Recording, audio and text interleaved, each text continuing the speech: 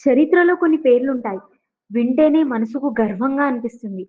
అలాంటి ఒక పేరు తను వీరుడు, నాయకుడు, ప్రజాపతి, చరిత్రను తిరగరాసిన మహారాజు.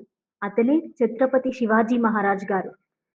1630లో శివనేరి కోటలో జన్మించిన ఈ బాలుడు పెద్ద సామ్రాజ్యాలకే సవాలు విసిరే మహానుభావుడవుతాడని అప్పట్లో ఎవ్వరూ ఊహించలేదు. ఇతని తల్లి జీజాబాయి గారు చిన్నప్పటి నుండే అతనికి రామాయణం, మహాభారతంలో ఉన్న వీరుల కథలు చెప్పేది. ధర్మం, న్యాయం, స్వాభిమానం గురించి బోధిస్తూ అతన్ని పెంచింది. ఆ మాటలు ఆ బాలుడి హృదయంలో అగ్నిలా రగిలించాయి. అతను నమ్మేది ఒకటే, మన భూమి మన హక్కు, మన రాజ్యం మన చేతుల్లోనే ఉండాలి. 16 వయసులోనే అతను తోరణ కోటను స్వాధీనం చేసుకున్నాడు. వయసు చిన్నదైనా గుండె నిండా ధైర్యం, మేధస్సు మాత్రం అపారం. పెద్ద సామ్రాజ్యాలను కూడా తన బుద్ధి బలం, వ్యూహాలతో ఓడించే తెలివి అతనిది. ఒకసారి అఫ్జల్ ఖాన్‌ను ఎదుర్కొన్న సందర్భం మాత్రం ఎంతో ప్రమాదకరం.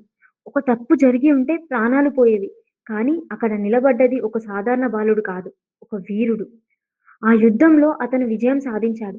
ఆ విజయాన్ని దేశమంతా గర్వంగా చెప్పుకుంది. ప్రపంచానికి తెలిసింది అతను కేవలం యోధుడు కాదు, ప్రజల కోసం పుట్టిన మహావీరుడని. ఒకసారి ఆ వీరుడు ఆగ్రాలో బందీ అయ్యాడు. కానీ తన తెలివితో అక్కడి వారిని మభ్యపెట్టి తప్పించుకున్నాడు.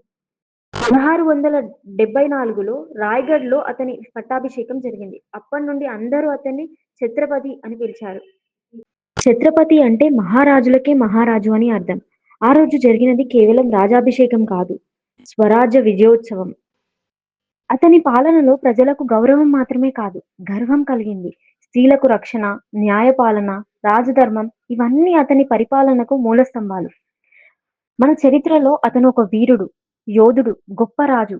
కానీ అన్నిటికన్నా మించి ఒక మేధావి, ధర్మయోగి. ఈ ప్రపంచానికి చిరస్మరణీయుడు ఛత్రపతి శివాజీ మహారాజ్. జై భవానీ, జై శివాజీ.